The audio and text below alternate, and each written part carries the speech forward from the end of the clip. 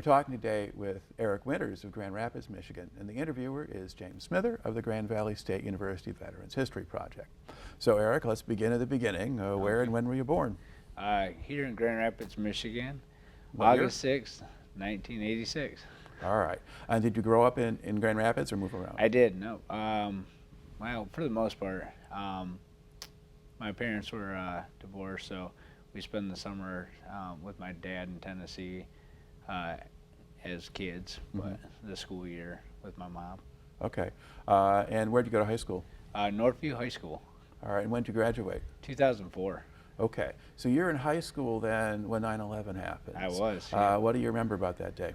I was in 10th grade in a kind of like a homeroom ordeal, and yeah, 9 o'clock in the morning, we heard, the towers got hit, so we turned on the news and we're just watching and in awe and how could this happen, and it was just a complete standstill of, the first plane and then the second plane and the one in Pennsylvania that went down, and so yeah, we were just completely beside ourselves. All right. Now, did that incident have any effect on your decision to go into the service? That did not. I always had a inkling that I was drawn to the military. It just when and how unfolded actually shortly after that, but it wasn't the September 11th that shaped my decision to go in. Okay, so what did?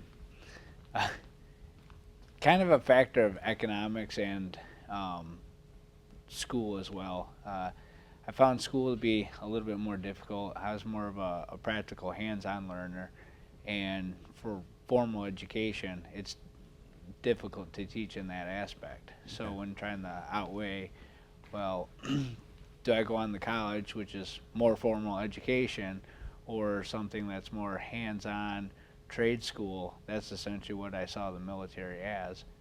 And then it was, okay, well, which branch?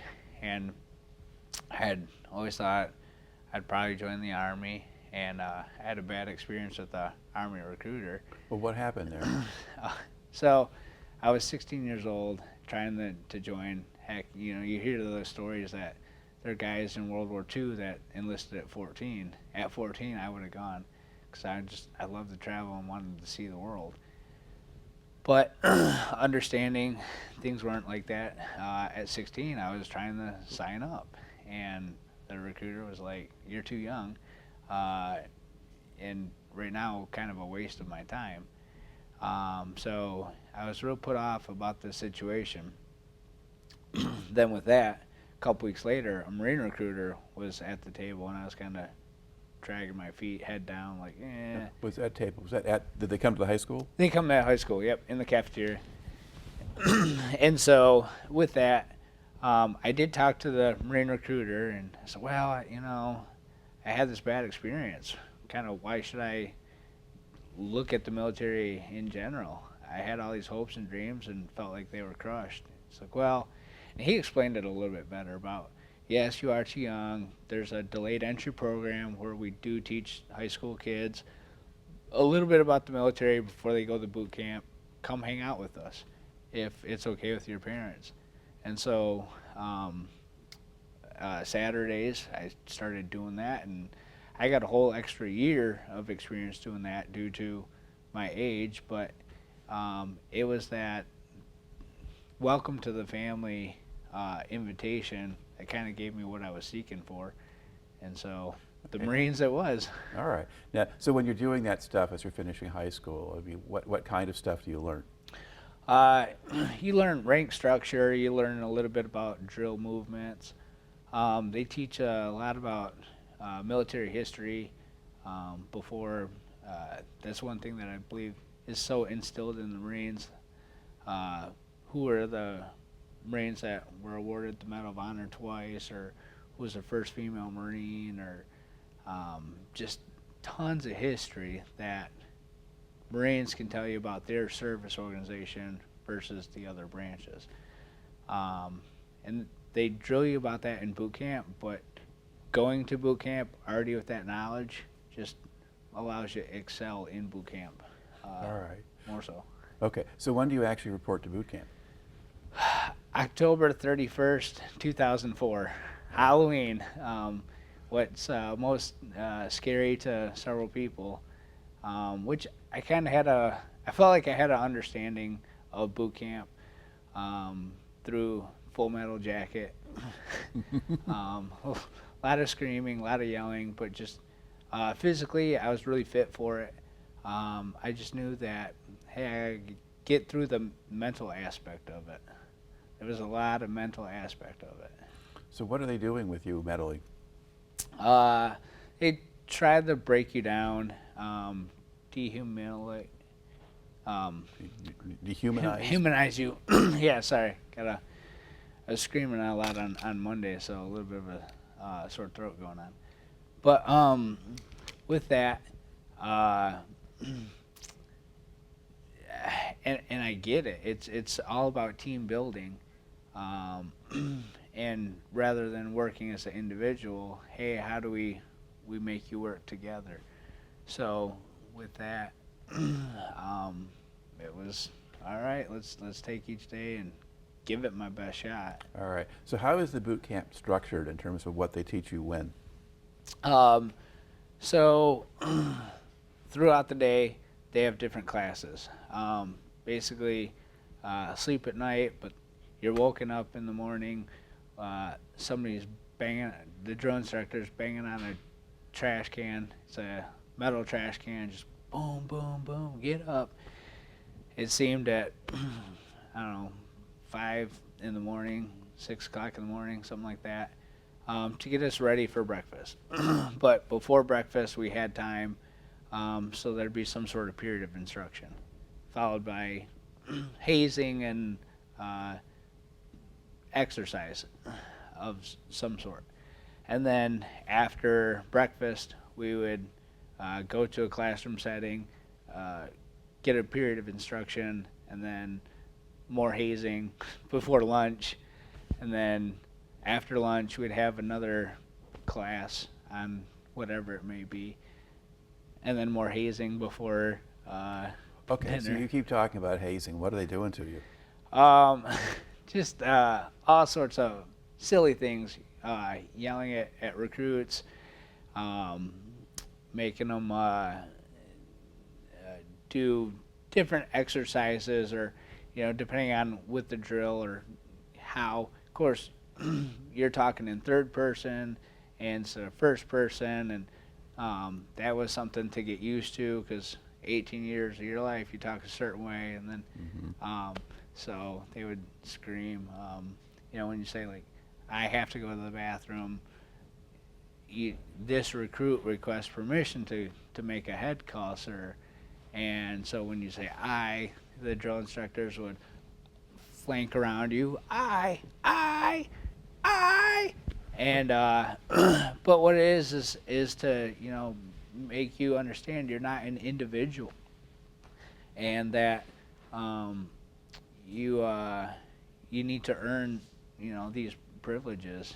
Something as basic as going to the bathroom, you might not be able to do that in a combat situation or whatever it may be. So Now, are they doing a lot of that kind of thing in the first weeks when you're there, and do they change? through the whole thing. Oh, through the whole thing they do that, okay.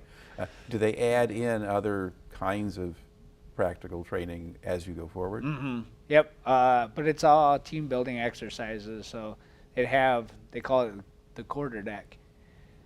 With that, somebody would screw up. 10 recruits on my quarter deck now. And so basically, people didn't want to go up to the quarter deck, but it was, you needed 10 bodies up there, or they would continue the chaos, I suppose, is the best word for it. And my rack started with A, last name's A's, all the way down one end, and then W I wrapped around, so I was closest to the quarter deck. So when they're like, 10 bodies on my quarter deck now, crap. But even though I felt like I probably got the most exercise out of that, it definitely helped. But then with, say, the 10 doing push-ups or side straddle hops, mountain climbers, whatever exercise it was, that, hold you in the push-up position, or, all we got to do is 20 push-ups, 20 proper push-ups, and then, such and such recruit, he can't, his belly's arched or whatever, and so kids would yell, come on, we're almost done. And I understood the game a little bit sooner, than most people, that, hey, we have time to fill to the next class. We have time to fill to the next meal session, so to speak. So doesn't matter if we did 20 perfect push-ups all at the same time. They're going to say, you suck, so-and-so failed, do it again. And a part of that, getting the recruits to turn on each other for those moments is, hey, they're just trying to break you down and establish the chaos. But then, hey, they're going to try and build you up by saying, this is the reason, the method to the madness. And like I said, it didn't really bother me so much because I had expectations of it being in the delayed entry program, hearing from all the other Marines. Okay. Now, I'm not sure that we mentioned it, but where does the training take place? So I did my boot camp in San Diego. There's two options, Parris Island or San Diego. And at the time, so many recruits came out of Michigan that they split. If you were Lansing East, you went to Parris Island. Essentially, Lansing West, you went to San Diego. Okay. And then now, due to, and they're really wonderful about legacy and family tradition. So I have two cousins that have followed since they restructured Michigan, that if you're all in Michigan, you go to Parris Island, unless through the legacy program. So that's what my two cousins did. Hey, my cousin went to San Diego, I'd like to follow, and sure enough, that's what they did. So. Of course, you don't really get to go off base much, right? No. So being in San Diego isn't that much of an advantage over Parris Island. Well, yes and no. You definitely don't get to go out in town, but you get to see so much of the city lights. You're literally right on the other side of the airport, and previously in high school, there was the Kent Career Technical Center. I did my junior and senior year as aviation maintenance technology, and I knew going into the Marines I was on an aviation contract. So that made boot camp even better for me, because here I am at the airport. Here I am seeing the jet engines and the runway lights, the taxiway lights. I was in heaven. Okay. And I was always getting in trouble for smiling because I was like, this is just beautiful. Okay. Now, so how long is the boot camp? It was 13 weeks. All right. Do you do any part of it at Camp Pendleton, or are you all in? We did, the first month was in San Diego. Introduction to the Marines and all that stuff. The second month is up at Camp Pendleton. That's where we do our field training, shooting our rifles, the Crucible, which is a 3-day event, 56 miles, team building exercises along the way, a lot of sleep deprivation, but at the end of it you get a warrior's breakfast. So unlimited food that people would stuff their faces, and then the drone instructors would PT us till we threw up afterwards. But then at the end of that second month, we went back down to San Diego. A lot more classes, but it's boot camp. You still got hazed a little bit, but they shaped you a little bit better to looking like you were a Marine, rather than still not earning the title yet, because you hadn't gone through that 13-week in the Eagle Maker ceremony. But they do different things with your uniforms in Phase 1 and Phase 2 and then Phase 3. So you're getting that respect earned. So by now you're Graduate. probably more of a team at this point, or you've kind of learned a lot of that Yep. as well. Okay. So you get to the end of it. Now what happens? So that last week was it was really interesting for me because I caught pneumonia, and I was like, oh no. Hopefully they'll let me. I saw recruits drop for medical reasons, and but nope, I was able to push through with the pneumonia. And Visitors Thursday was wonderful to see my family. They all came out, 20-something family members and a few friends. And then Friday was graduation, and upon graduation, we got the leave for 10 days, go home. So I split that between. My dad lived in Arizona at the time, so I spent a couple days in Arizona and then flew back to Michigan for a few days and then back to San Diego.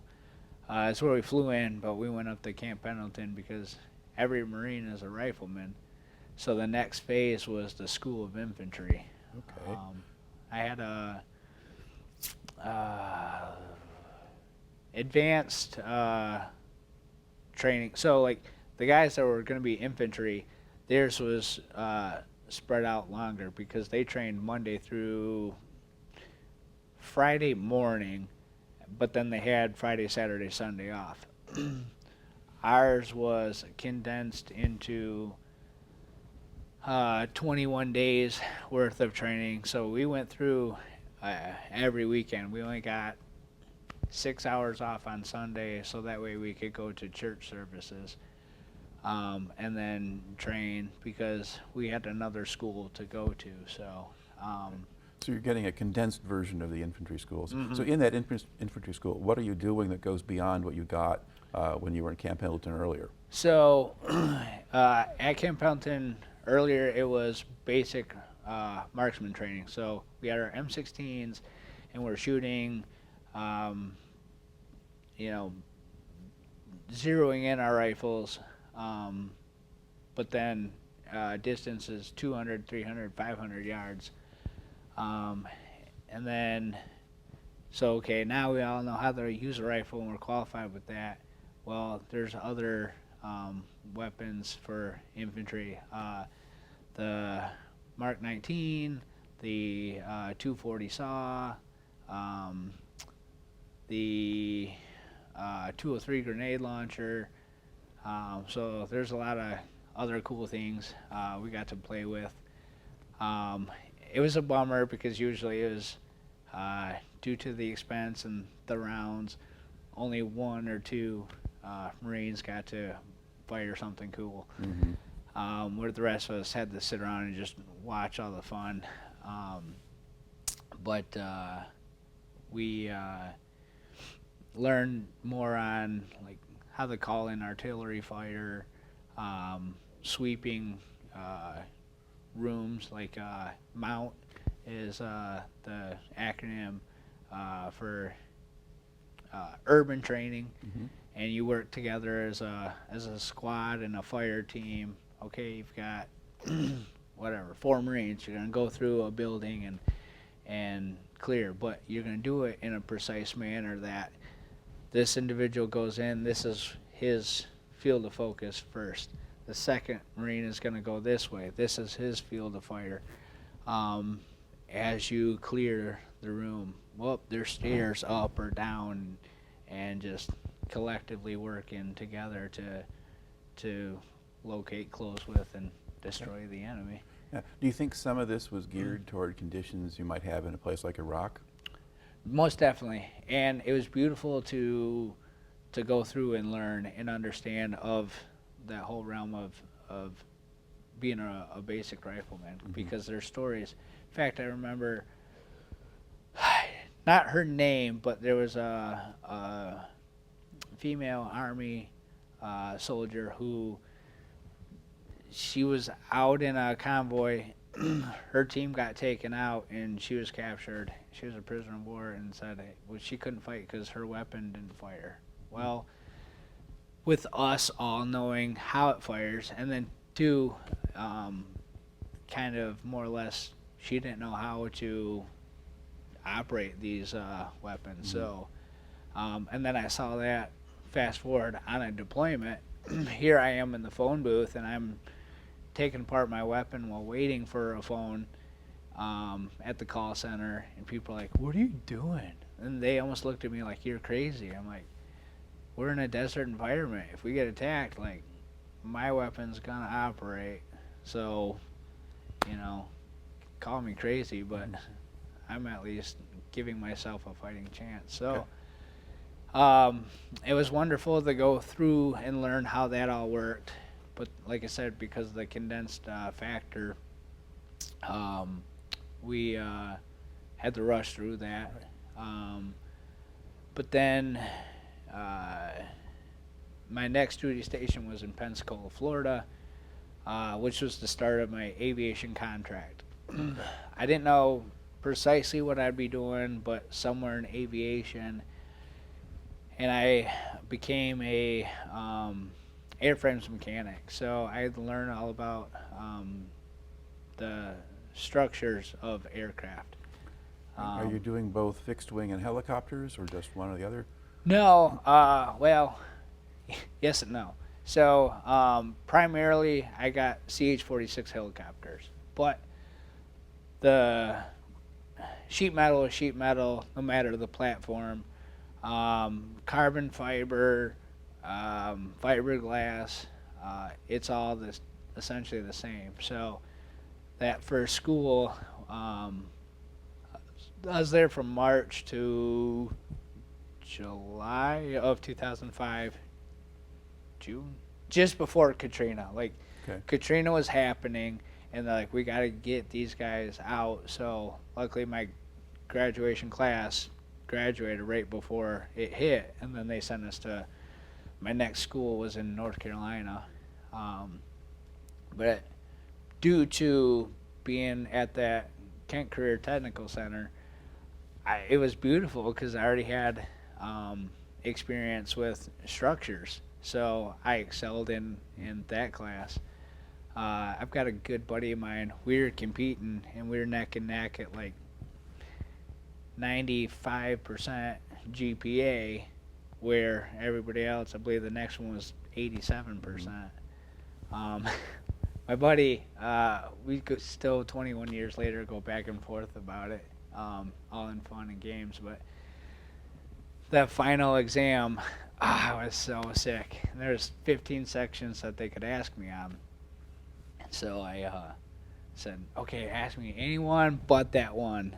Well, my Irish luck, they asked me about the one section, which gave him the narrow lead. So I'm happy that it went to, a good buddy of mine.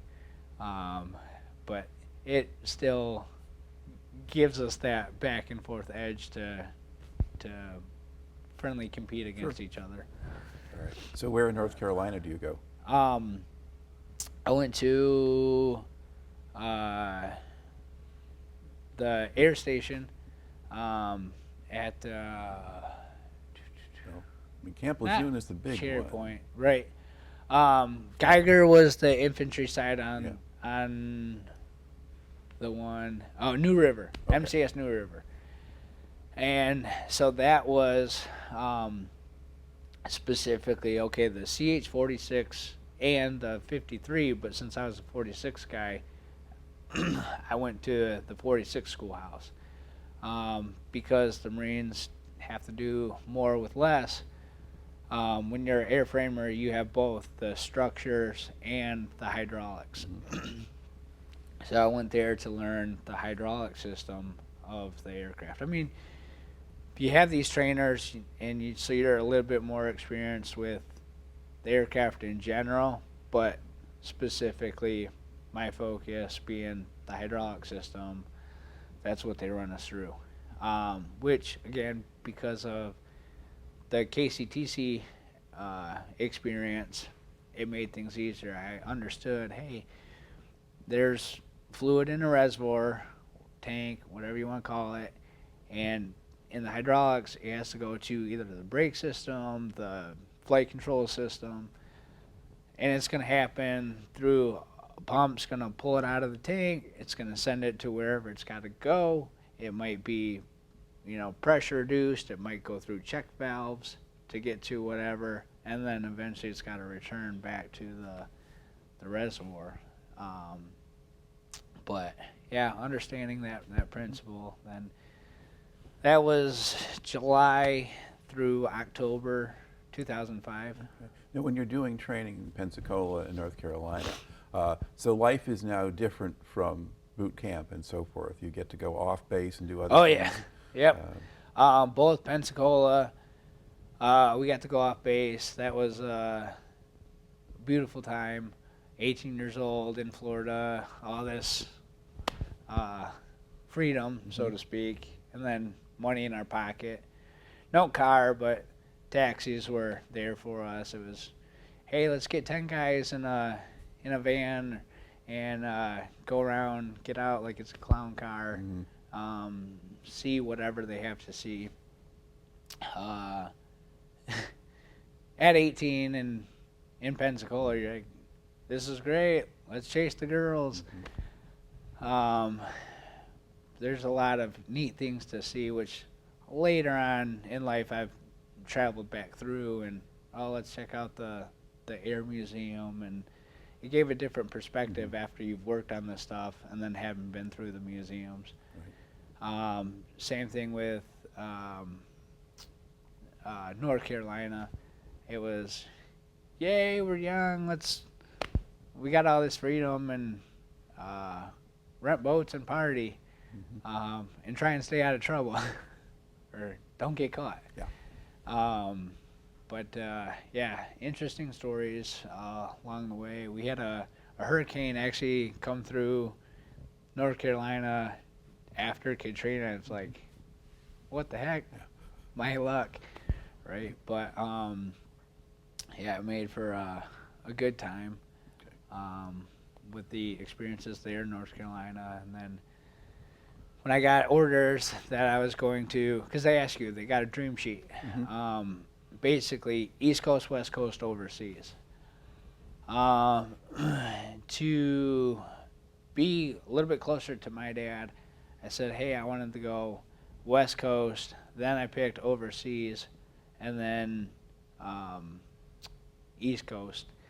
I would have been happy either way, but that was kind of my preference.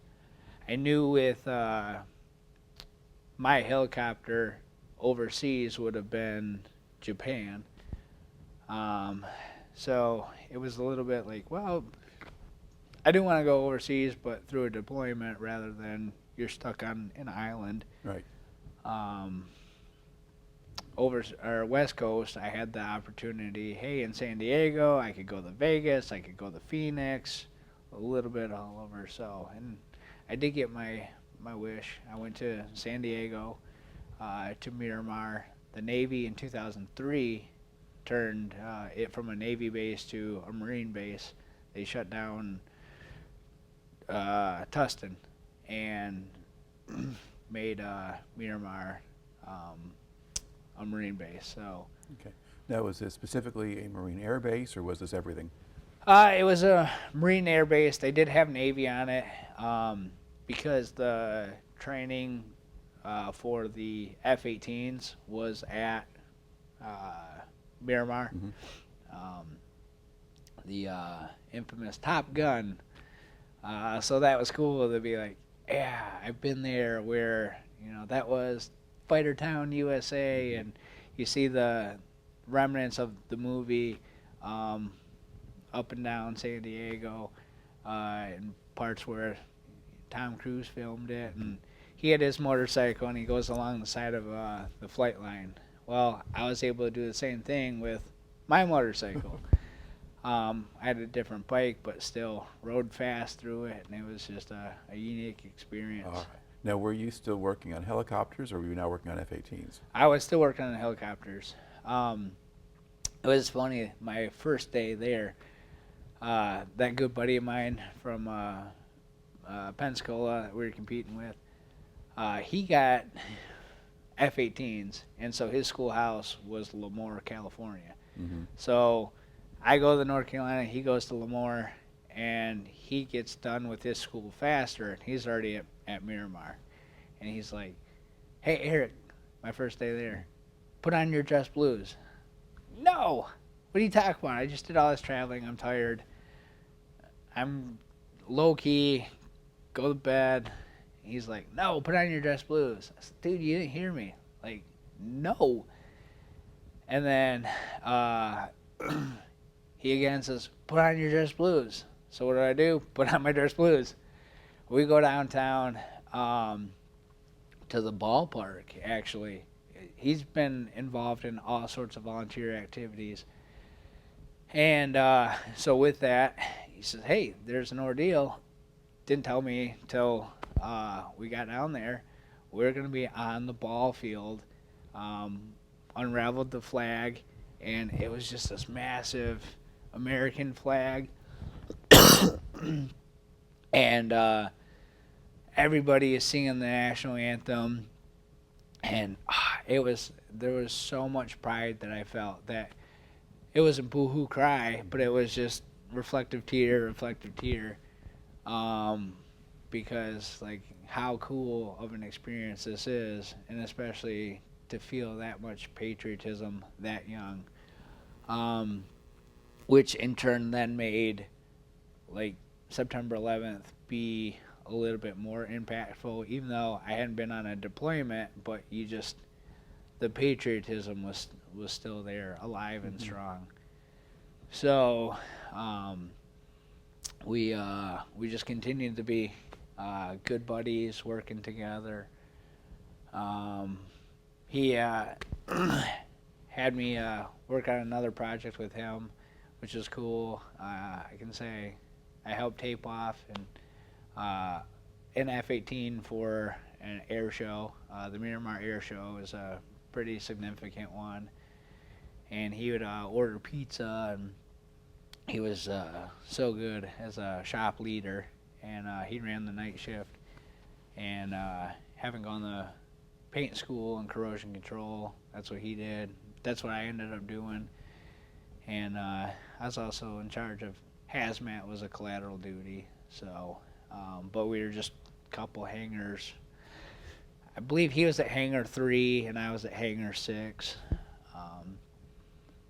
So yeah. All right. So what's your kind of daily routine like while you're there? What are you doing? So ops would put out a flight schedule. Whatever it was, I didn't really care what was going on, what missions they were flying. My purpose was, okay, fix them when they come back broke, however they were. But there's an aspect of airframes. So there's what's the short turnaround, get it right back in the air. Really, we didn't have issues structurally with that. Yes, there was a time where a crew chief called the landing. They landed on a big rock and put a hole through the belly. Well, okay, we got to repair that real quick and get it back out. But mostly, it was hydraulics we were working on for more of that experience. But there's another aspect. It'd be a phase, is what it's called. So every 150 flight hours, they would break down the aircraft to a certain degree. They had 4 maintenance schedules, so A, B, C, D. A and C were essentially the same. Some things a little bit different, and then B and D for what you do. You basically rip the airframe down to the frame to inspect it. Okay, is there any cracks? Is there corrosion? Is there anything that structurally is going to mess with the aircraft? The flight line guys, so engines, transmissions, there's certain things that they had to do at those different maintenance intervals. And so, yeah, we'd tear it down, fix whatever needed to be fixed, put it back together, and then send it on its way. All right. Now, what specific unit were you assigned to? So my first unit actually was deployed, so it was HMM 163. So I went TDY, temporary duty, to another unit, HMM 166. But and they were going on a deployment. So the one unit came back, 166 deploying, they could only take one guy. So out of everybody that had the temporary orders, they sent everybody the 163 except for myself, which I was lucky, earning that spot and the trust, and hey, they want me to stay with them. Mm-hmm. And then I went out on that deployment. So from February 2006 to August of 2007, I went on a Marine Expeditionary Unit. So that's comprised of several different elements. You got an air element and a ground element, all for different purposes, but collectively we support everybody. Okay. And so where do you go? First stop was Hawaii. That was neat. Another buddy I went to high school with, he was stationed there. He was a computer guru, and he was with an infantry unit there in Hawaii. So when we pulled in the Pearl, I said, "Hey man, I'm here. Sign me out as your liberal buddy. Show me around Hawaii." We did that. I stayed the night at K Bay, and so it was cool because a lot of people got in trouble out in town, their first time out and whatnot. Who's gonna look for a Marine getting in trouble then on a Marine base? It was perfect camouflage, so to speak. So I got to see a lot of the quick things. I got to see the Arizona and some things at Pearl, but I was just more interested in catching up with that buddy of mine, and so that was great. From there, we went to Australia. We flew some missions and worked with some of their military, and that was just beautiful because you're on this flight deck that's 70 feet up, looking down and seeing the Great Barrier Reef. I was like, this is only something that I've heard of in school, and now I'm here seeing it. We're seeing the sea snakes and all the coral. Unfortunately, we didn't get time to go out and have liberty because of a big hurricane coming through there. They just keep following you. Right. So they actually said, "Hey, you're gonna go somewhere else." So we went to Singapore. So that was interesting. Very clean, very beautiful city. Did they warn you in Singapore if you go ashore, don't litter or? Yeah. Oh yeah. Don't jaywalk. Don't spit on the ground. Because they're all arrestable offenses, and some of these things were like, really? But yeah, the customs and culture has been a neat thing to be a part of. Only hearing about certain aspects in high school versus actually living the reality of it. Then I wish, hindsight being 2020, I spent more time focused on the cultural aspect, what museums are there. Again, you're 19 and girls are pretty. So, but yeah, it was something to say, hey, I got a unique experience and can bond with many military that have gone through there. Then from there, we went to off the coast of Africa, flew with some missions, humanitarian relief. So it'd be Somalia or? Kenya, actually. I never got off the ship. We just flew aid in there, I think 2-3 days. And then we went up the Persian Gulf, and then we offloaded. We went into Kuwait, and then we flew missions into Iraq, but we were so close to the border. I believe it was 13 miles or something like that. So it was in a way safer for the aircraft. A 5-minute flight, you're already in Iraq and doing whatever. So, of course, most of us were irritated, like, no, we want to get in there. We want to cross Right. the country divide to say we were in Iraq. And then the Harrier guys, they stayed on the boat, but the range of the Harriers, they went and they did their missions, dropped bombs and whatnot, and flew back to the Harrier. Meanwhile, the ship went to Bahrain, went to Dubai. Okay, and are you staying on the ship, or are you going? No, I was actually in. They offloaded all of us Hilo guys to Camp Udari. Is that in Kuwait, or? That's in Kuwait. Yep. And then as it got closer to August, they're like, "Hey, you guys aren't getting extended. You're going home." So with that, they packed up the whole MEU, and we went to Dubai. Had a little bit of liberty. Then it's funny, getting ready to leave Dubai, one of the tugboats, a rope got stuck under the propeller, and then we had to stay another day. Like, well, we're going home, so you guys can't go out in town in Dubai. I did go out and see a little bit more sights and cultural aspects of things rather than trying to chase women like the other countries. Yeah, well, chasing women might get you in more trouble. Right, that too. But we're like, let's go to the mall and see what kind of cool things we can bring back from deployment and whatnot. But yeah, that last night, they're like, okay,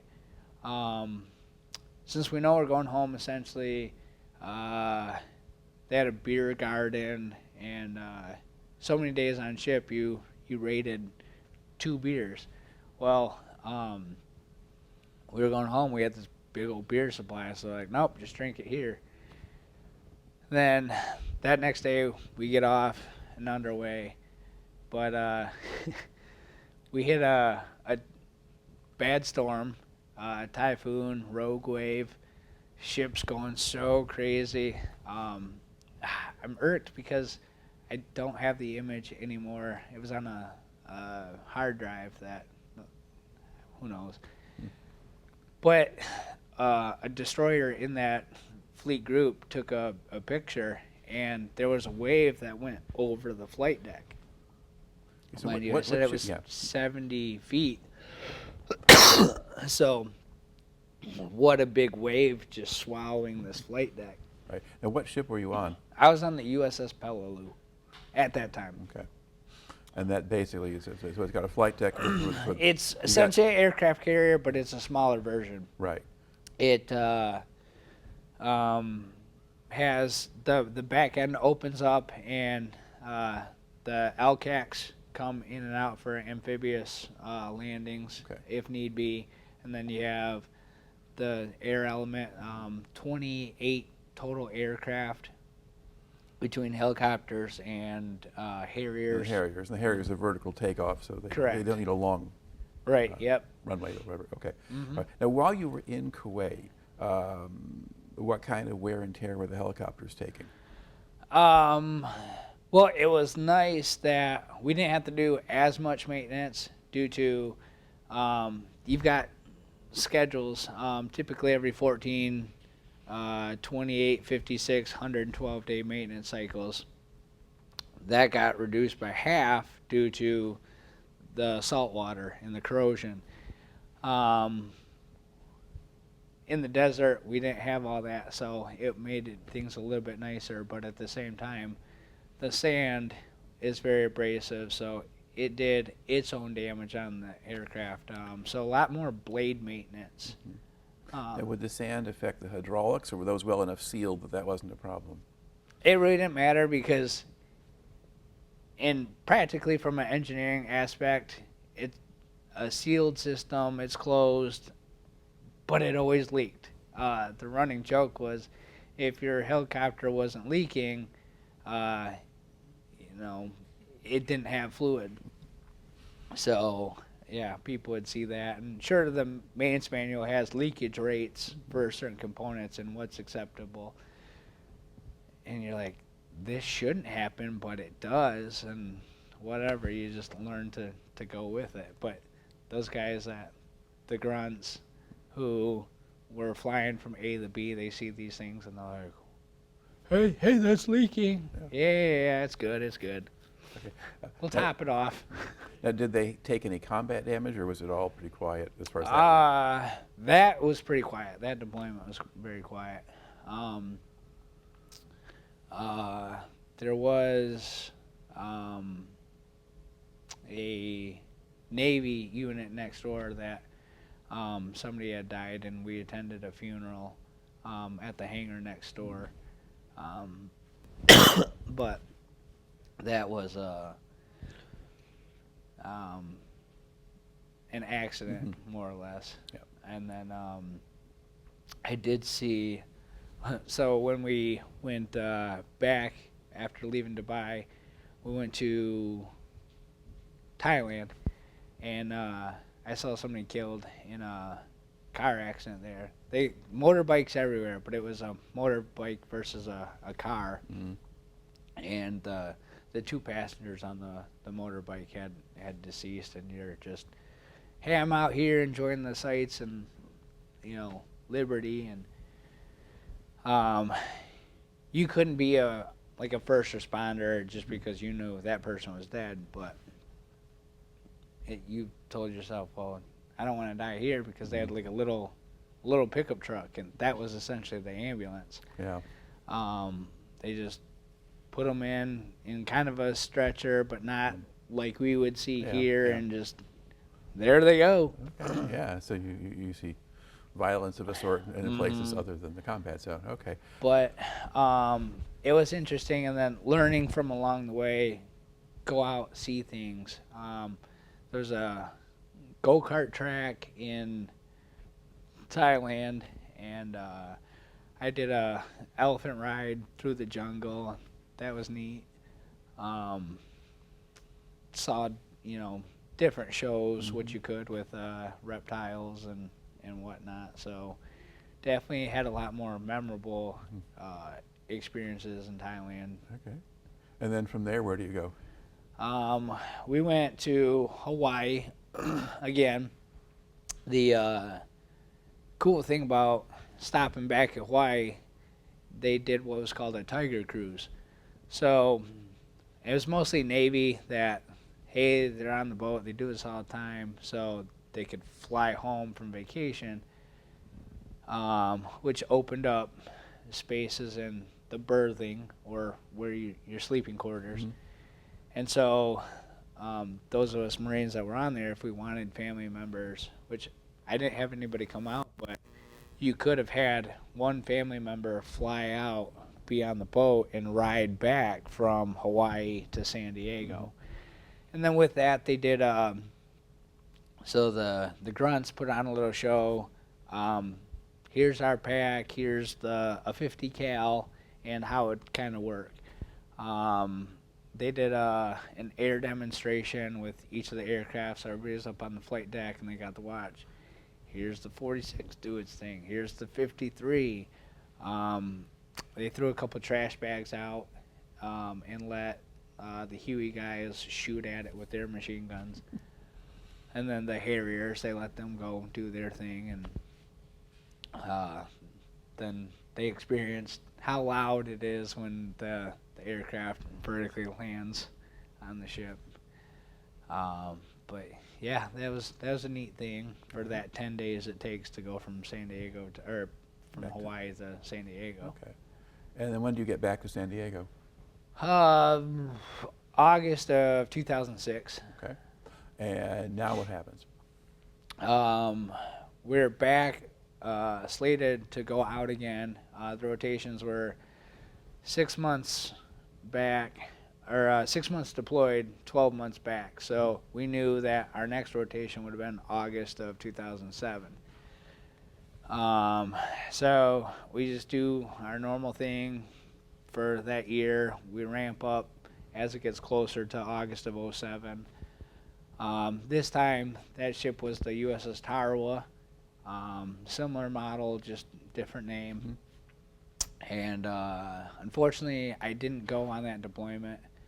I had torn some ligaments in my ankle and had some words with the doc. I knew I had to have surgery, but they couldn't get me in until March of 2008. And so I was like, I'll be fine. Well, if we get extended, you won't be. You miss your surgery. And I was irked because I loved the first deployment and all the different countries. Who knows where we were going to go? Are we going to get back in the combat? More so than, what we experienced. And the doc was like, listen, if we're getting mortared and you don't make it to the bunker, I'm going to feel bad. I'm like, I run an 18-minute 3-mile. What if I run too fast and then whoever's slow survives? It's all a matter of chance. And he's like, well, I get the kind of the final say.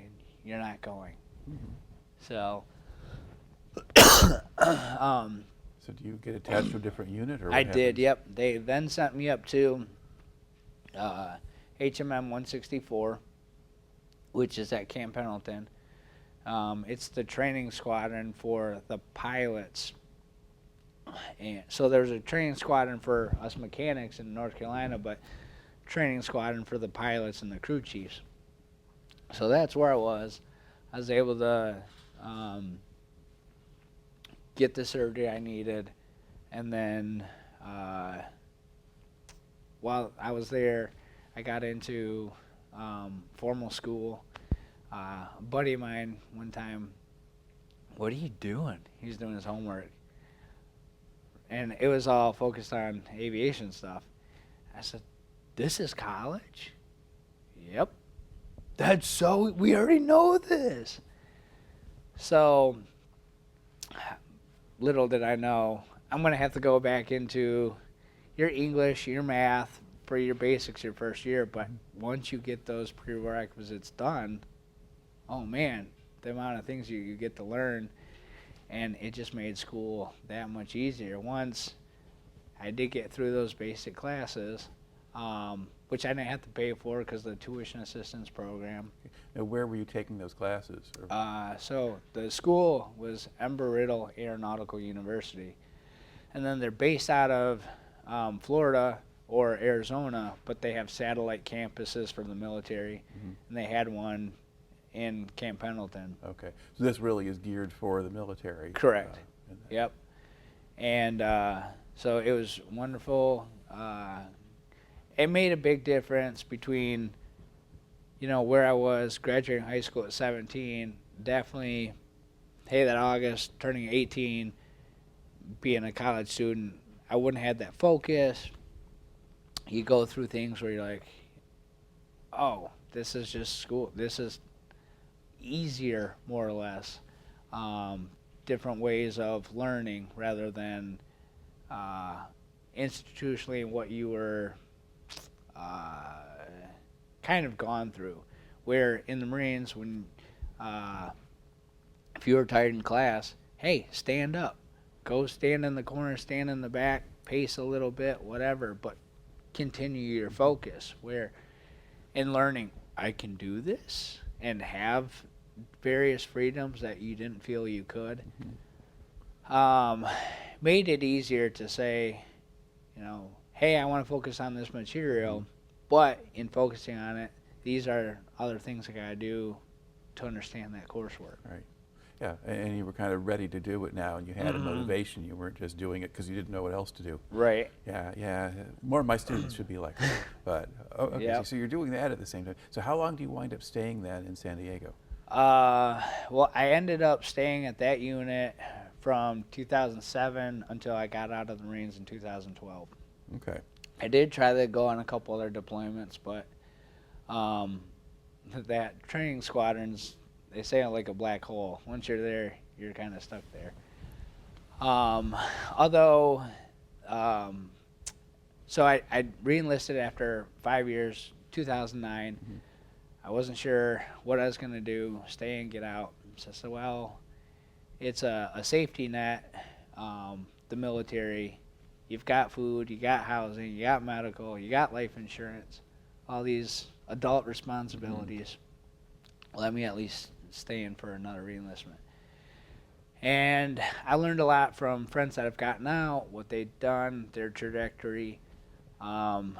Government contracting was a big thing. So in 2012, that's when I got out and went with the State Department. I remember going back and forth talking about where to go next. Japan was an opportunity, but in Marine Aviation they have HMX, which is the Presidential Helicopter Squadron. I missed out on an opportunity. After that first deployment in 2006, they came recruiting for that specific unit. I'm like, work on the President's helicopters? That's awesome. Well, I didn't get the opportunity to go at that time. It's highly competitive getting in. I said, okay, well, I want that opportunity later on in life. So fast forward, getting, between 2009 and then again ramping up near 2012. Japan was a option, and they were going to give me 3-year orders. I'm like, those are married people orders. Mm-hmm.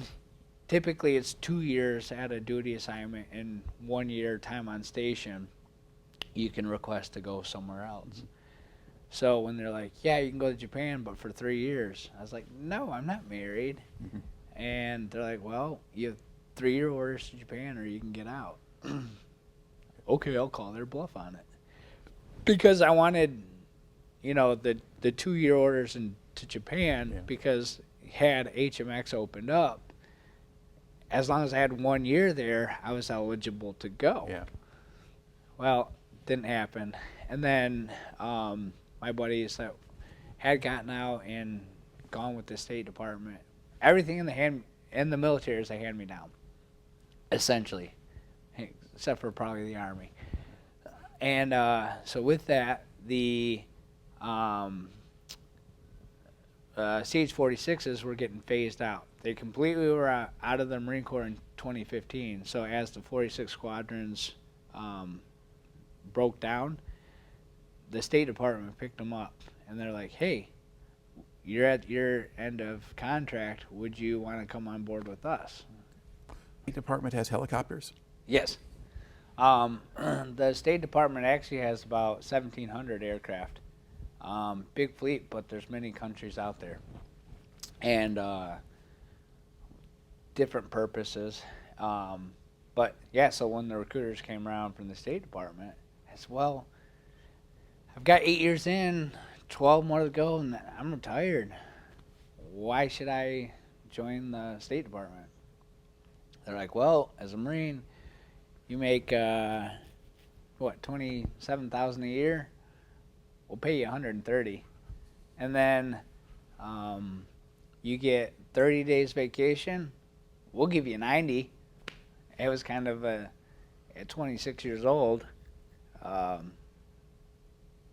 Hey, it'd be dumb not to take that, because if I granted, the retirement from the Marines, but invest wisely, and then you accelerate that retirement curve. Little did I know, just because if you do, 20 years and you're done at 38, you're not actually done. Mm-hmm. One of those things that you don't fully understand, even at 26. So, life definitely has humbled me as I've progressed. But all right. So you sign up with the State Department. Do you get State Department training of some kind before you go off, or they just send you off to work on helicopters? No. So, well, yes and no. I don't need any more training for the State Department. A requirement with them was you needed your airframe and power plant license through the FAA, which I had attained. Having been in the Marine Corps, working on the aircraft, went through the Department of Labor had a specific thing for, working on licenses, a certificate program. I did that, and then my A&P. So I was certified to work on any U.S. registered aircraft. So in doing that, there's different divisions of the State Department. Specifically, I worked for INLA, which stood for International Narcotics and Law Enforcement. So they used our aircraft in places around the world, Afghanistan, a lot of the poppy situation, or down in Latin America for same thing, drugs. Yep. I also worked for the Department of Defense on their aircraft. So between Department of State, Department of Defense, for the remaining 6 years of various career. In 2019, COVID kind of shut that down, but since most people weren't flying. But yep, I went to Afghanistan for about 2 years, following the Marine Corps. Then I did another 2 years in Iraq. So that's what officially got me to cross into Iraq. And it was a great place due to being in Baghdad. Culturally, I mean, Afghanistan was beautiful too. Iraq, the embassy is on the Tigris River, so biblically, when if you love history, the Garden of Eden's between the Tigris and Euphrates, so it's like, oh, this is great, because how close to ancient civilization am I? And everything that I kind of learned from high school, again, it makes a bigger impact. Okay. Let's back up a little. You said you spent 2 years in Afghanistan. Mm-hmm. All right. Where were you based? I started off at Bagram, which is North Afghanistan, and then down in Kandahar. All right. And what was going on for those places, or what were you doing? At that time, I was with the Department of Defense.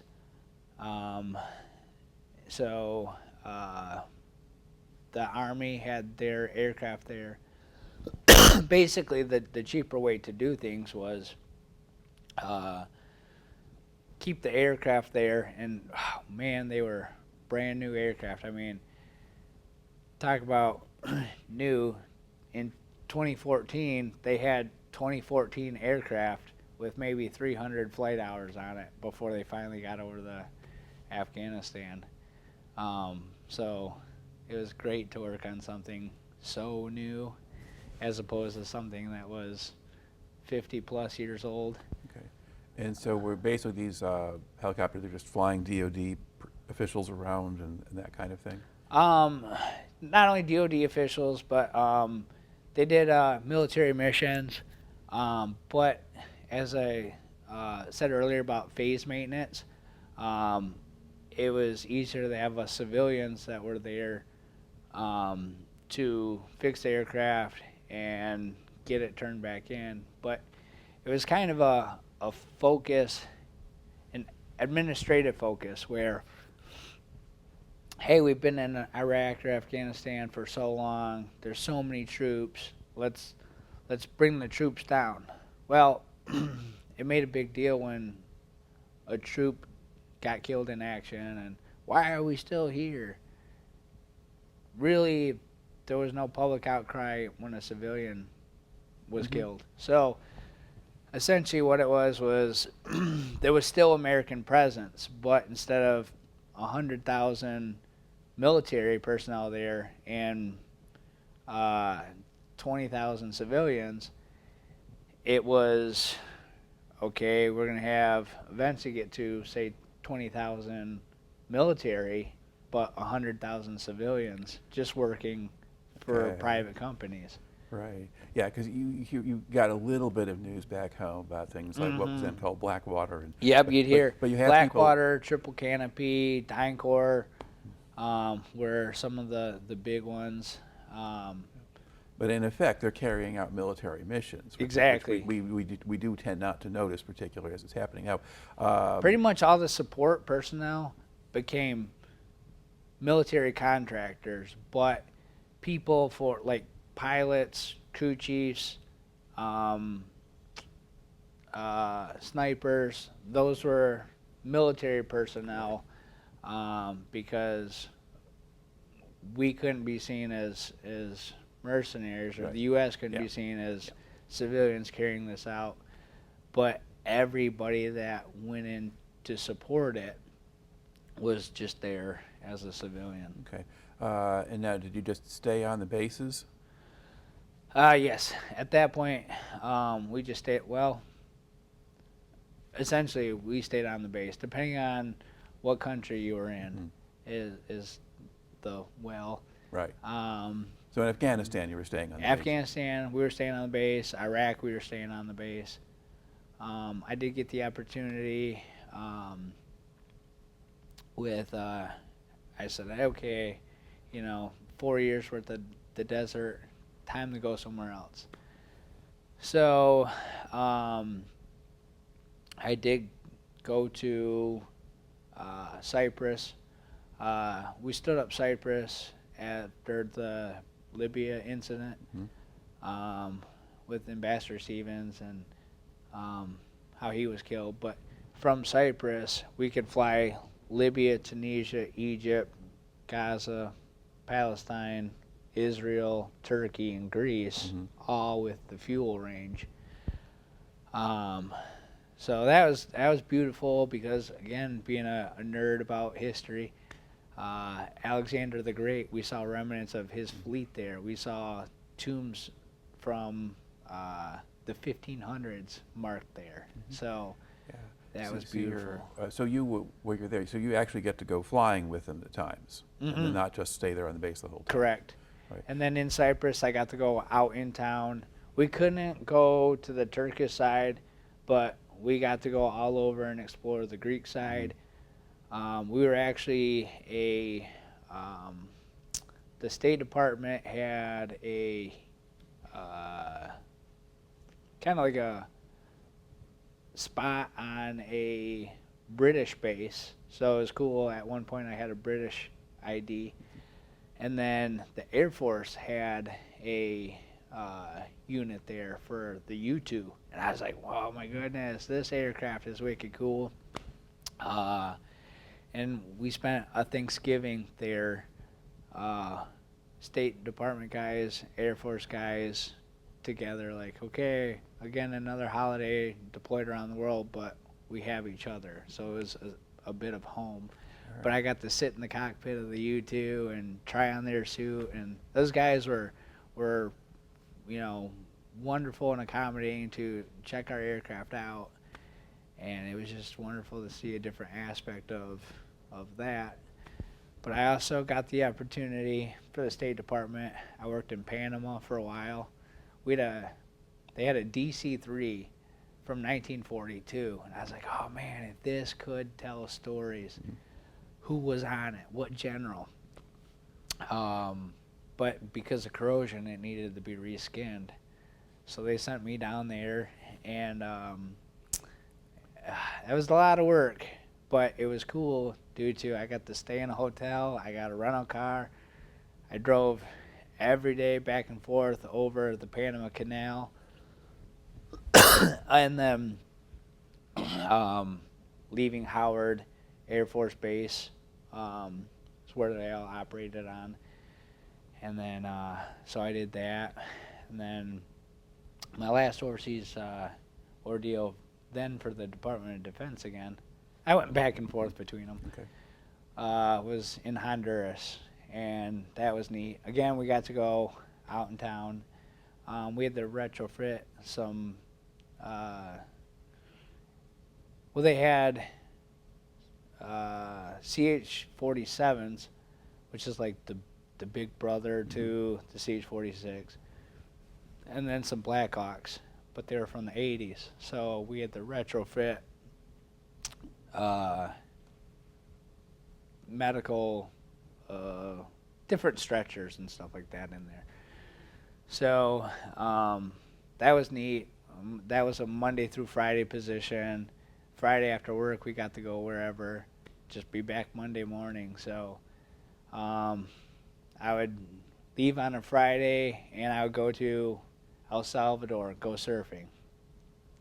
The next weekend, I'd go down to Costa Rica, did some whitewater rafting.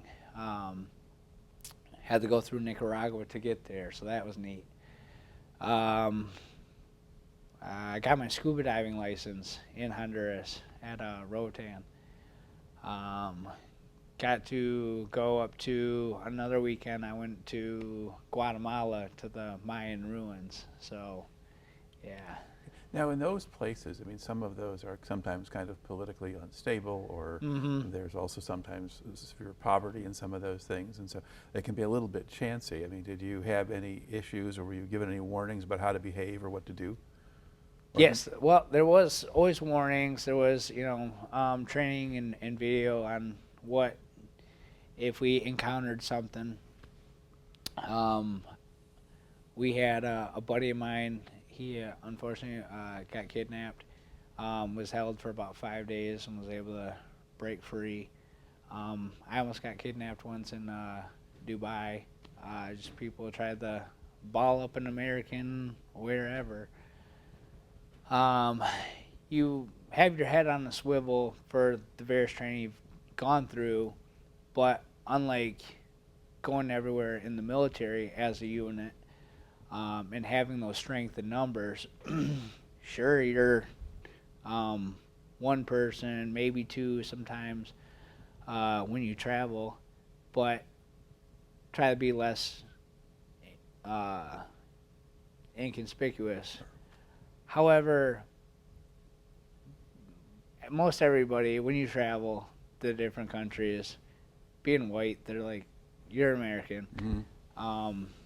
How you talk, your accent, bald guy, red beard, that's an American. So it puts a little bit of a target on. Mm-hmm. You just gotta pay attention. And that time I was going through, I knew in Dubai, hey, there's certain taxis that are, the red and cream color taxis. Take those.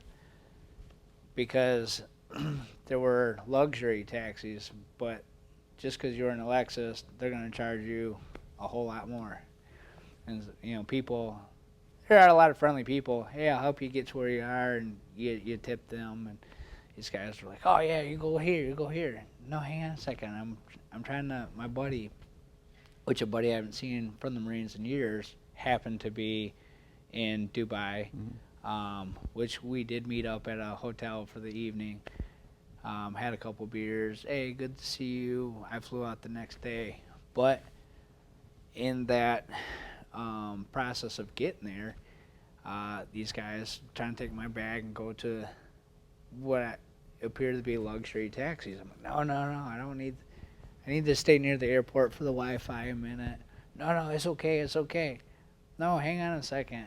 And then all of a sudden, after the guy's leading away a little bit, like, hang on a second. I got my phone that, just a second.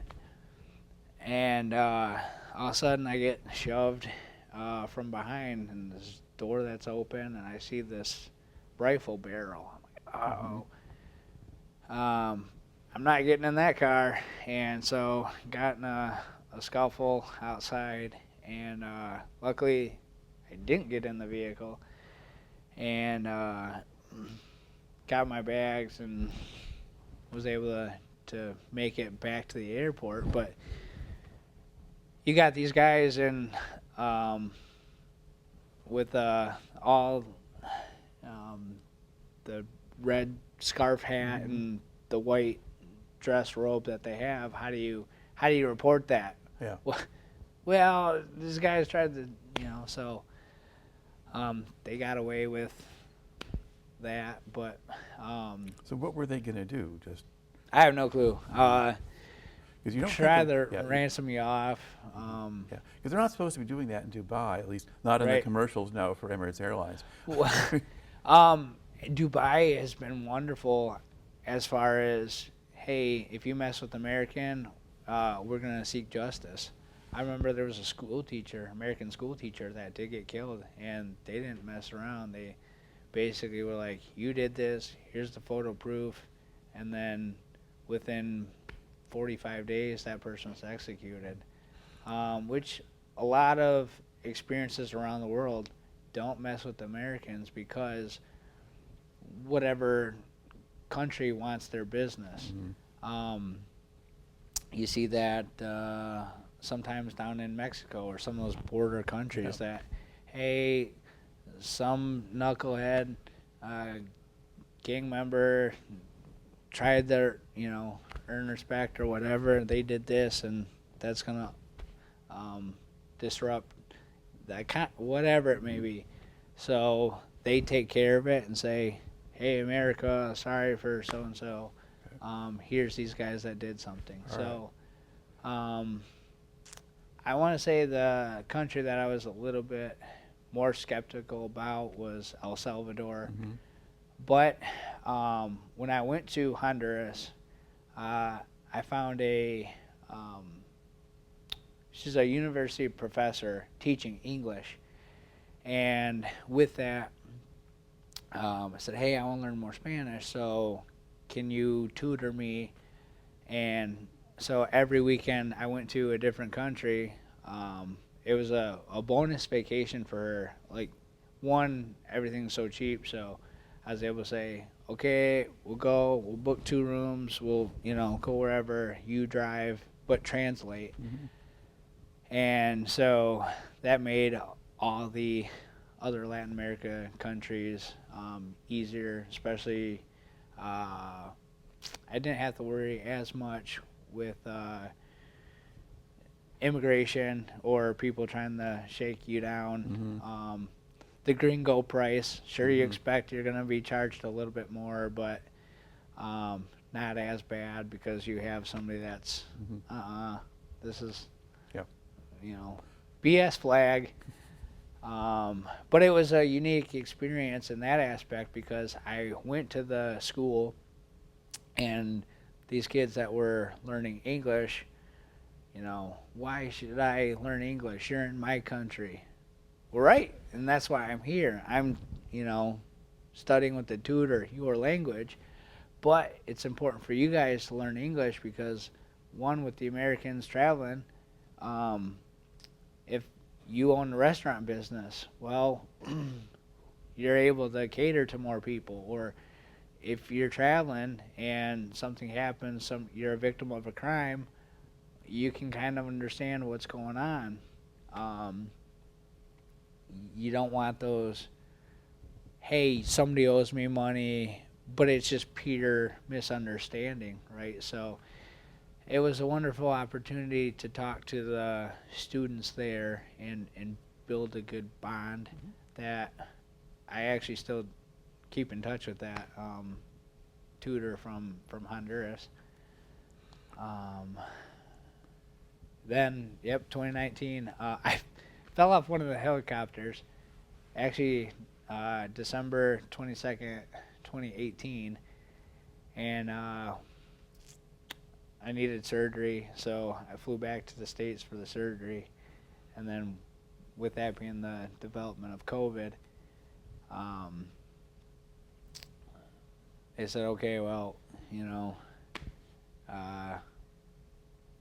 no more overseas work until COVID restrictions are lifted, and for me, that's where my overseas journey ended. Now I want to back up a little bit because you spent 2 years in Afghanistan and 2 in Iraq. Now in Afghanistan, when you were working on the helicopters, was it still just the routine maintenance, or was there battle damage, or? It was both. It was routine maintenance most of the time. There's times where the Army went and did a mission and they came back full of boat holes. But whatever, we just fixed them up as best we can. And yeah, and did the bases you were on, did they ever get mortared or anything else? oh yeah, I would say probably we'd have about 30 incidents a week. An incident, somebody shooting at the base, direct fire, indirect fire, mortars, rockets.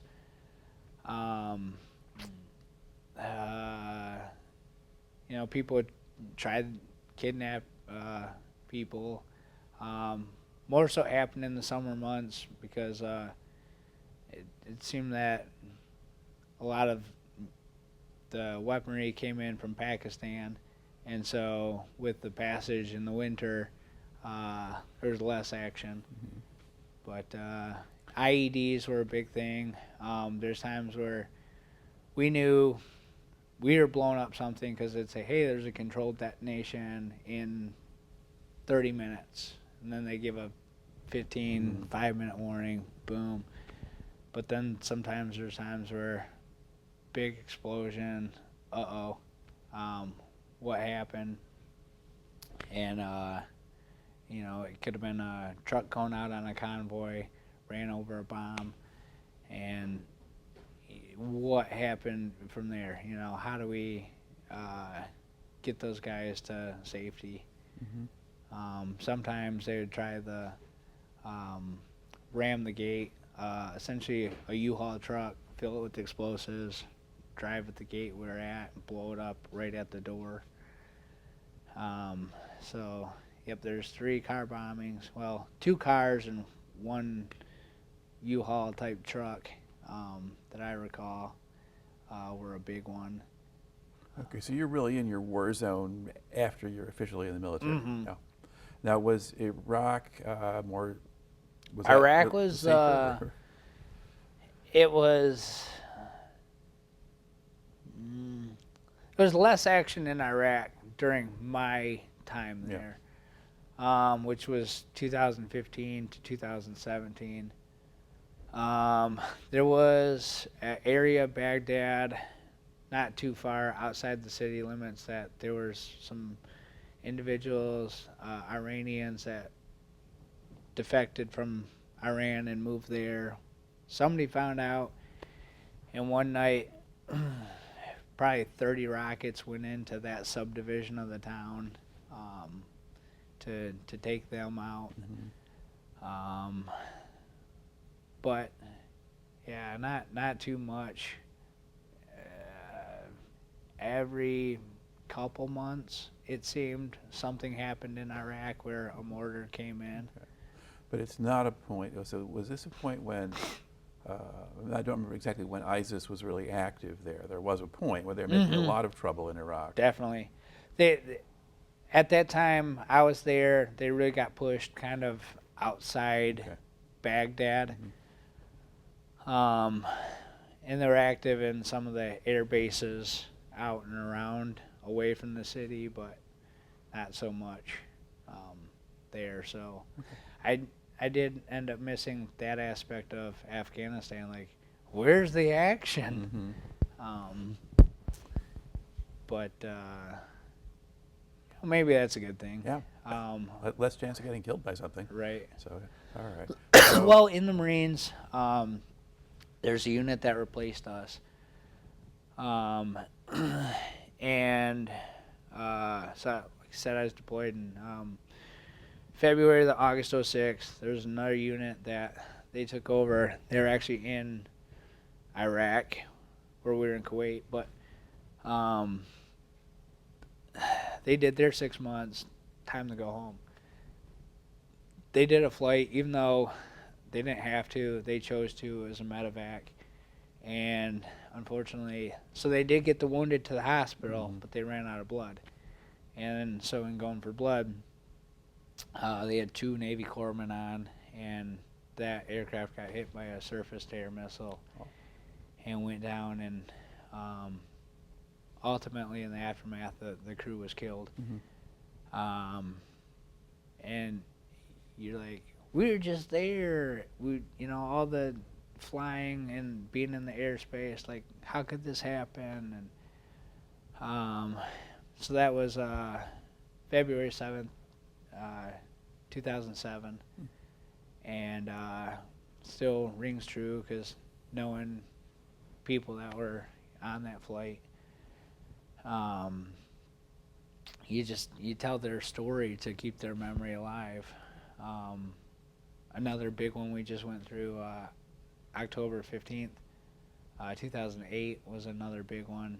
A friend of mine, him and his wife were murdered, and we just went over the 17-year passing of that, and to think about my buddy and share his story. There's a lot of different things that had happened in the Marine Corps that has reflected. There's things that you go through and you're not prepared for it because they don't teach that in boot camp. How do you teach when your friend got murdered? Or the specific unit I was at, there ended up being some bad leadership, and there's 27 Marines getting kicked out for using drugs. What the heck? So, how do you become like those you associate with? Well, if you're in a bad unit, how do you stay positive and get through, say, hey, this isn't right, and disassociate with that, but, carry those ethos, the honor, courage, commitment that we hold as Marines. So, different stories. Some guys, now they say 22 veterans a day commit suicide, but military veterans commit suicide, and I went through 7. Either somebody did commit suicide or at least made an attempt to commit suicide. The first being in boot camp. The kid tried to hang himself with his belt. My 4th month in the Marine Corps, I was on duty, and a kid had because we were so young, but a Marine, he went to the bathroom and snuck a K-bar in, and it was around his February 2005, and he essentially got a Dear John letter. Mm-hmm.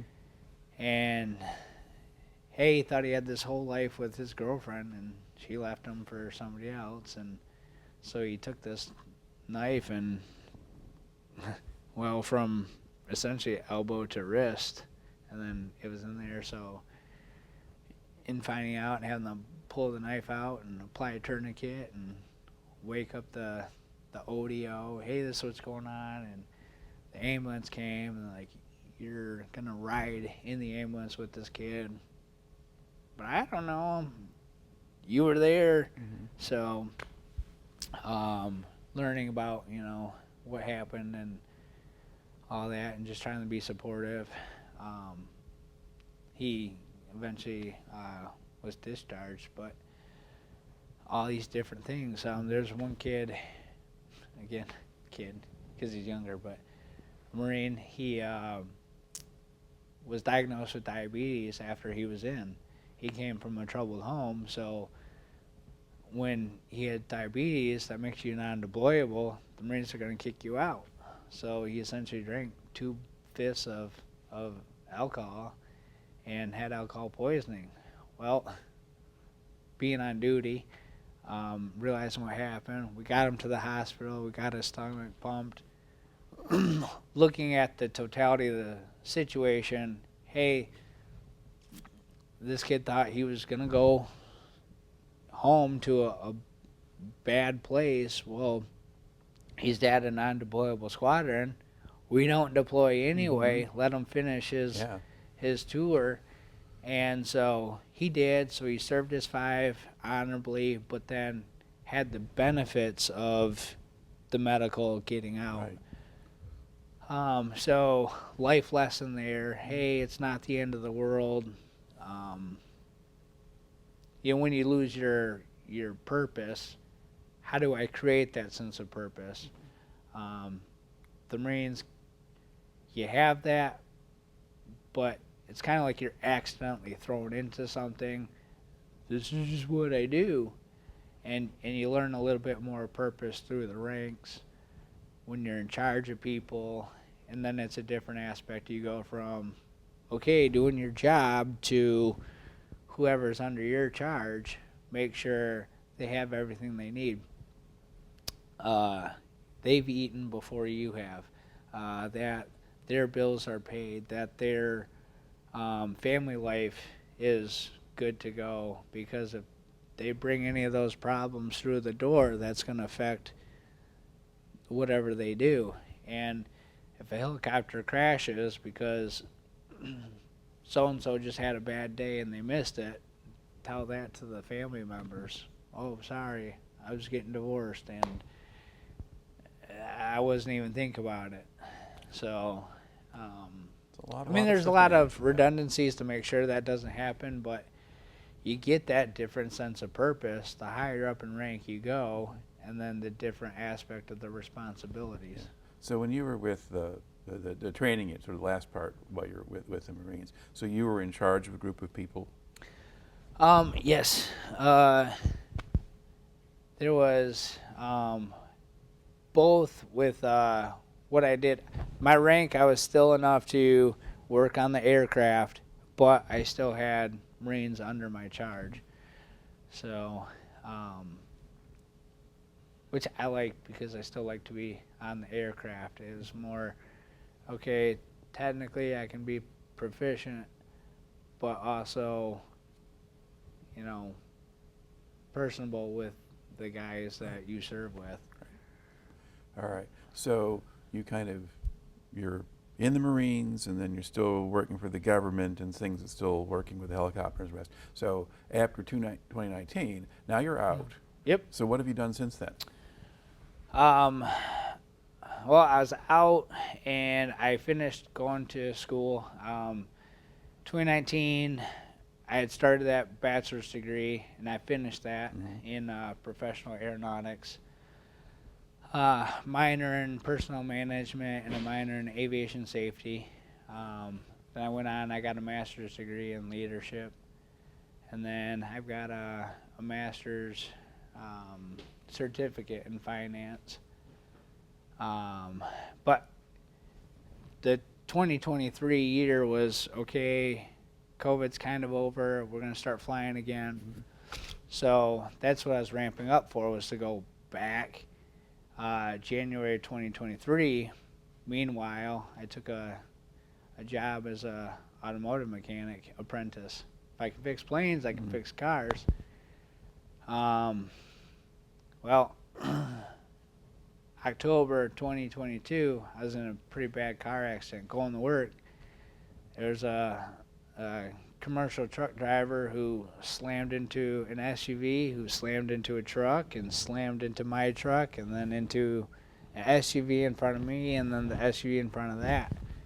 Meanwhile, we were in the far left lane, close just to the divider between the north and southbound lanes. Well, as the cars are crunching like an accordion, I ricocheted off the concrete wall and into the vehicle in front of me, and the airbag goes off, and what the heck, you just dazed and confused. I'm afraid I caused this accident because I didn't know what all had happened.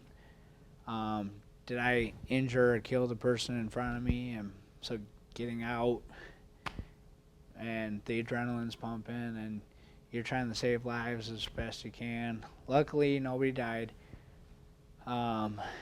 But the military training kicked in. There's an acronym about restore the breathing, stop the bleeding, protect the wound, treat for shock, as you're going to assess everybody involved, who's got what injuries. The truck trailer popped off and there's diesel spilling. Uh-oh. Granted, I knew diesel has a different flash point.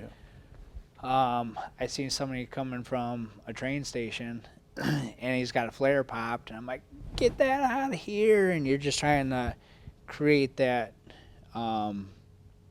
quarantined area and get the traffic going until the actual first responders, the EMS, the police get there, and then you're like, okay, here you go.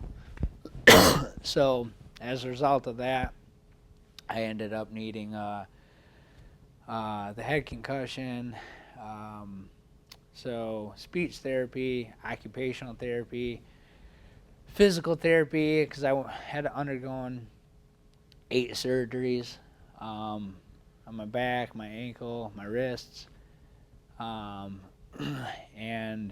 so with that, going overseas and working, that took that off the table, and it was, well, what do I do? How do I create a new sense of purpose? I lost that once when I first got out. 2012, there was a government shutdown, and so it delayed me getting overseas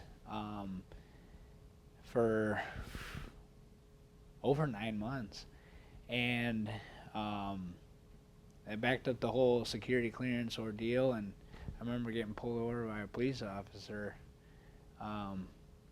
excessively speeding, and he said he was a civilian, but we lived in the same apartment complex, and he's like, you can either go to jail or you're going to go with me to the VA. And he brought me to the VA, and I was crying, like, you guys they wouldn't see me due to you're not enrolled in the healthcare system. What do you mean? I'm a veteran. Yeah, but there's a process. So I call a buddy up, thinking, well, I got to talk to somebody, and buddy who was no longer active duty, he was in his 50s, but worked as a civilian contractor at Camp Pendleton. He came there, he listened. I basically, boo-hoo, sobbing, just, I'm not a Marine anymore. And as I'm crying for the 2 hours that he's listening, I got snot coming out of my nose. I got it all out. I was like, he goes, you done? Yeah. Good, let's go get some chicken wings. So we went to a place called Rookies, and which is almost like a Hooters establishment, just a sports bar theme. And so we got some chicken wings, and I was so thankful that he was there to listen, because fast forward, understanding people lose their sense of purpose. Well, I had it once the State Department picked me back up. You're back in Afghanistan. Well, through all this, there's no going back to Afghanistan with not being able to pass the physical. I need a new sense of purpose. Well, in that time, I've helped a lot of veterans out in various ways. But it was taxing due to it's my time, it's my finances, which were so dwindling from all that time of living off my savings. So with that, I was looking in the tax code, like, what can I do for deductions? Well, if you have a nonprofit organization, after all that rabbit hole going down. So with a buddy of mine, we started a nonprofit organization called the Veteran Enrichment Task Force Services. Simply put, it's an acronym of vets, due to it's who we are and what our aim is to enrich the lives of veterans. And the primary focus has been on mental health care and support groups, just talking to people and what are you going through. I almost want to say I don't care what your diagnosis is. I do care. I'm not here to say so-and-so has anxiety or depression or PTSD or adjustment disorder. and I don't diagnose any of that, because mental health is tricky in a way that, well, is depression getting you, or is it anxiety? Mm-hmm. Is it all the above? But you're here to listen, and whether you are telling the good, the bad. I mean, there's positive stressors too. I've got a 10-month-old son. I love him to pieces, but we're in the teething stage. So, as wonderful as he is, most of the day, there's those increments where it's like, but I love it, and I love to watch him continue to grow, and I'm so excited to teach him all these things that I wish I knew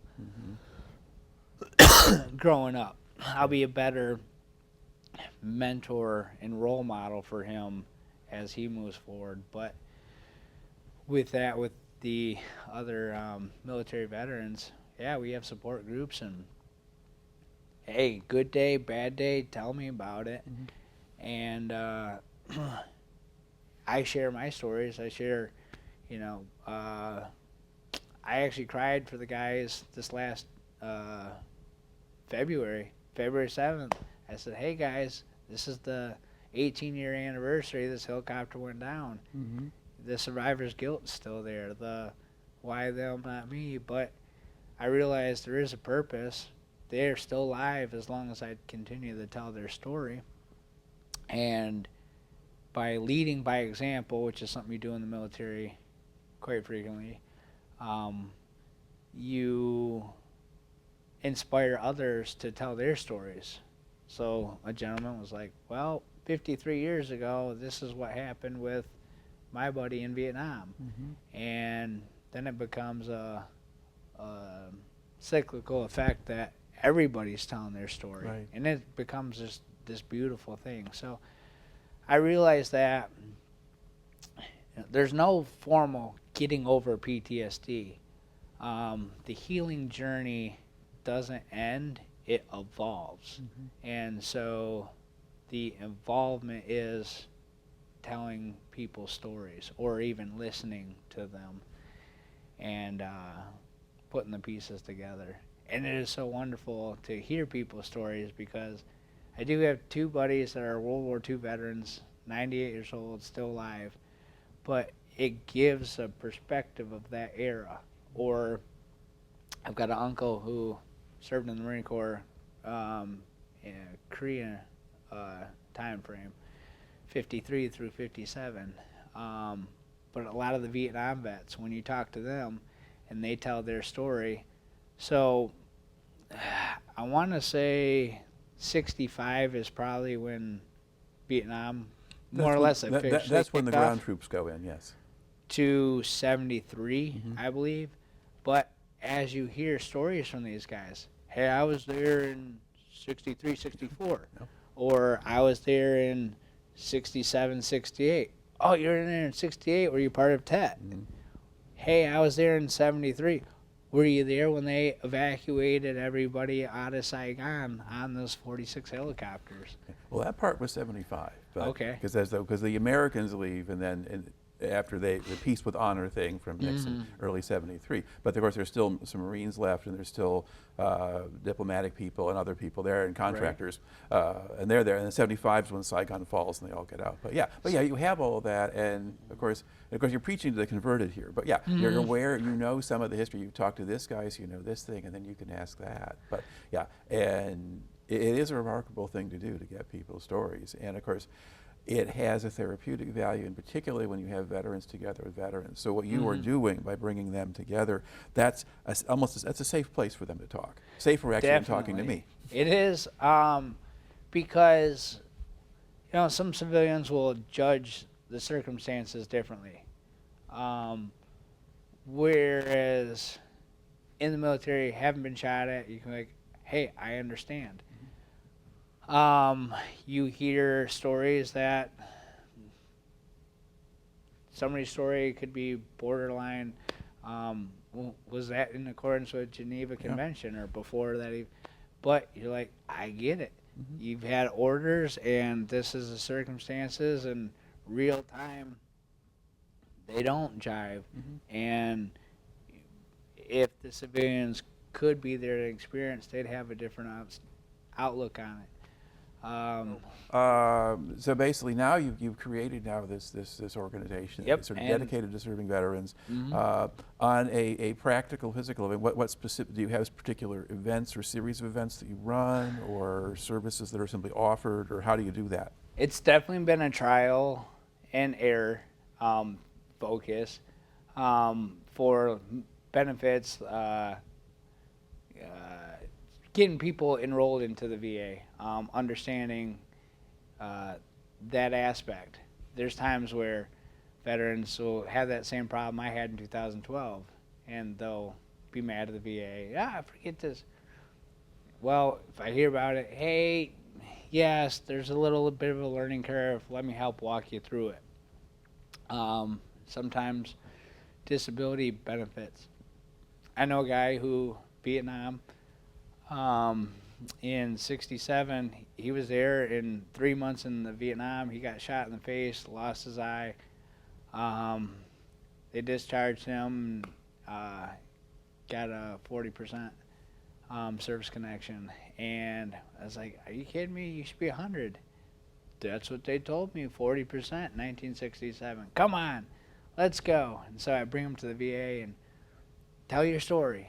And let's get it on record, and to the right people.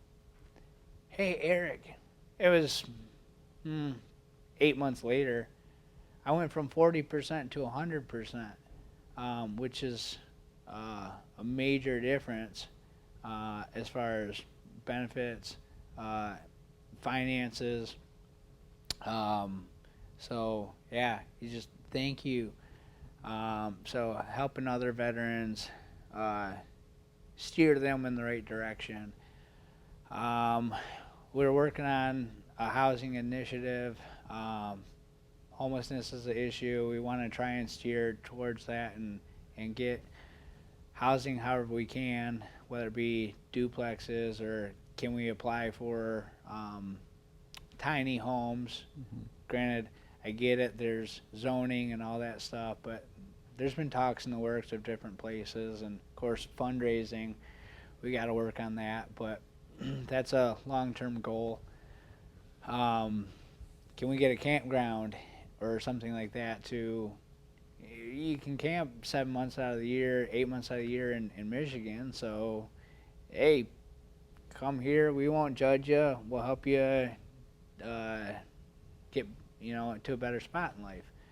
But it's veterans taking care of veterans. Specifically, this last Monday, November 10th, 2025, was the 250th anniversary of the birthday of the Marine Corps. So we said, hey, we're going to celebrate the Marine Corps birthday.